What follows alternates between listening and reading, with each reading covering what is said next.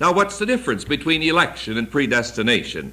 Well, if there is a difference, the scholars tell us that it seems to lie in the fact that election refers especially to the persons chosen.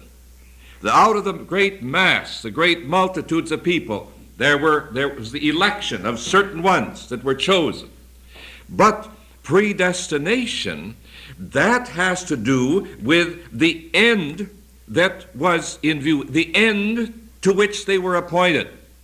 It goes beyond and what they were going to be. Election, the ones who were chosen. Predestination, that to which they were chosen, that to which they were elected. And let's see this, what it teaches about it here. A wonderful fact that should give us confidence and joy is that it was God's action in this that we can't understand was prompted by love. It's that matter of God's not being able to understand it. Our not being able to understand it. That we've got to rest with that. We cannot understand all involved in this, that God elected certain ones, that there is a doctrine of election in the Bible. There are those people who are called the elect.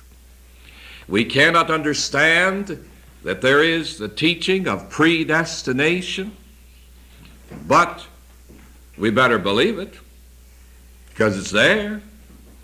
We better not throw it out.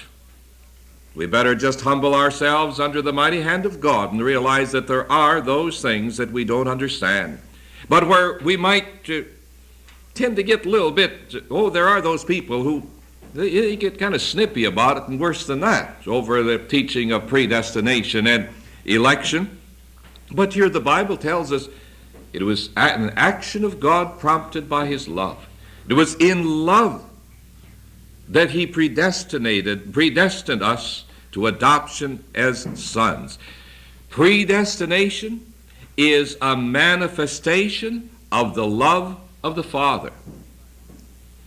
And one fact that needs to be remembered in connection with it, it never says anywhere that there was anybody ever predestined to go to hell. In fact, it doesn't even speak of predestination as such as being predestined to go to heaven.